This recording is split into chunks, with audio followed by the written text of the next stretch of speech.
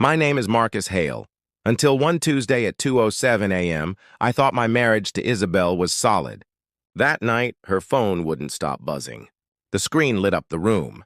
I picked it up and saw messages from her boss, Adrian. They weren't about work. They were about last night, about her body, and about meeting again at a hotel. The thread went back weeks, maybe months. Then a new text came in while I was holding the phone. "Is the dumbass asleep yet?" I put the phone back, went to the bathroom, and threw up. When I came out in the morning, Isabel acted normal. Coffee, humming, small talk. I slid her phone toward her and said, "We need to talk."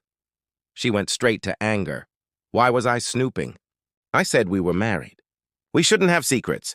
She claimed the messages were jokes between colleagues or stress talk or about late client dinners. When I didn't buy it, she said, "Call Adrian if you don't believe me." So I did. On speaker, he answered, "Hey, beautiful, is the dumbass asleep yet?" "About last night." He kept talking until I hung up. Isabel froze. Then she tried different stories. I was distant. It was emotional support. The hotel had a nice restaurant. None of it made sense after what I'd read and heard. Right then, I realized yelling wasn't going to help. I told her I believed her. I said we should rebuild trust. She relaxed. I didn't relax. I called my best friend Leo, a divorce lawyer. He put me in touch with a private investigator named Janice. We set a plan. Collect phone records, credit card charges, hotel receipts, and photos. Build a timeline you can't argue with. She said it would take about 2 weeks. For those 2 weeks, I acted like the supportive husband. Isabel stayed late. She came home smelling like hotel soap. I said, "How was the meeting?" Meanwhile, Janice followed them and built the file.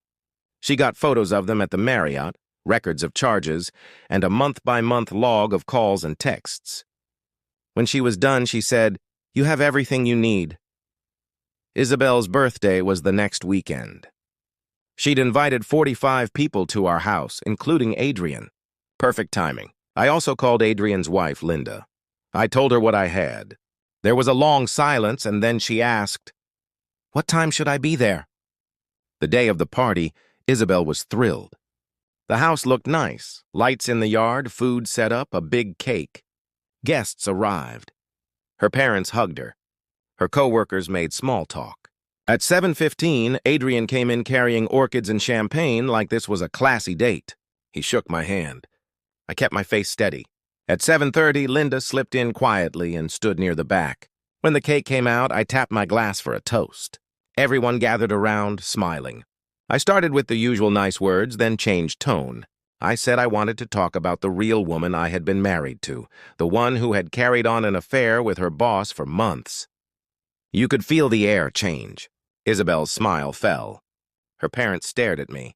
I laid 5 manila envelopes on the table and said they held photos, receipts, phone logs, and credit card statements proving the affair.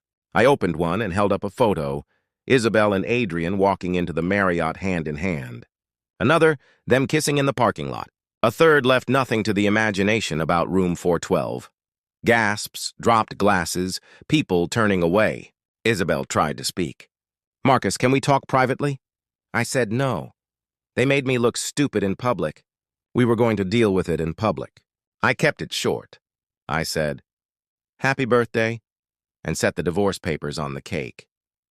Then I thanked everyone for coming and walked inside. Behind me, the party fell apart. Isabel's mother cried. Her father swore. Isabel tried to claim the photos were out of context. Over by the bar, Linda faced Adrian and, no yelling, just steady, told him she'd already called a lawyer. Then she slapped him once and left. The fallout started fast. Adrian resigned within 2 days. Word spread in their industry about why. Interviews went nowhere. Isabel's workplace turned cold. The promotion she wanted vanished. Clients asked not to work with her. Some coworkers connected old dots. Late nights, sudden trips, special treatment. Families took sides. Most weren't on theirs. Isabel's parents stopped calling for a while. Her sister sent a harsh letter. Their friends split. Many stepped back. Adrian's parents sided with Linda. His brother told him not to contact him. Adrian and Isabel tried to keep seeing each other after, but without the secrecy, it fell apart in 6 weeks. They fought. He blamed her. She said he abandoned her. It ended. My divorce moved quickly. Leo had everything lined up. We had a prenup. She kept her car and personal stuff. I kept the house and the savings. The judge signed the final papers on a Tuesday in October. I walked out alone and felt lighter than I had in months. Then the quiet hit. The house felt different. I ate cereal for dinner more than I should. I worked too much. Friends invited me out. I went sometimes, sat a lot, said little. Leo told me to get out of the house and do anything that wasn't Netflix. I started volunteering at a community center. Nothing dramatic, just showing up and being useful. That's where I met Clara. She taught GED classes. She laughed with her whole face. She didn't have an angle. We started talking at break times about students, city stuff, good tacos. 3 weeks in, I asked her to dinner. She said yes, like it was obvious. We ate at a small Italian place she liked. We talked for hours. Work, travel, dumb opinions about pizza. She didn't ask about my divorce, and I didn't dump the story on her. We traded normal details. She listened. When I walked her to her car, she kissed me goodnight. We took it slow. She said what she meant. No games. If she was upset, she said why. If she was happy, she said that too. It felt simple in a way I hadn't seen in years. 6 months later, I woke up to Clara making coffee in my kitchen, humming a song I didn't know, wearing an old t-shirt and cat pajama pants. She looked over and said, "Good morning. Ready to start another day?" And I was, looking back, the party wasn't just revenge. It was an exit.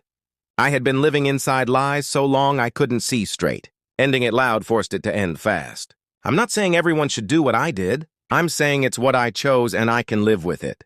If you want the lesson, it's simple. If you suspect something, check. If you find proof, be calm. Get help, get facts. Make a plan. Don't argue with lies you can't disprove. Gather what you need and act once. And when it's over, don't let the empty space scare you. Fill it with work, with service, with people who mean what they say. My name is Marcus Hale. I was a trusting husband who became a man with a plan. I ended a bad marriage in one night, and after the dust, I built a better life one quiet day at a time. Thank you for watching. Plus subscribe, stay tuned.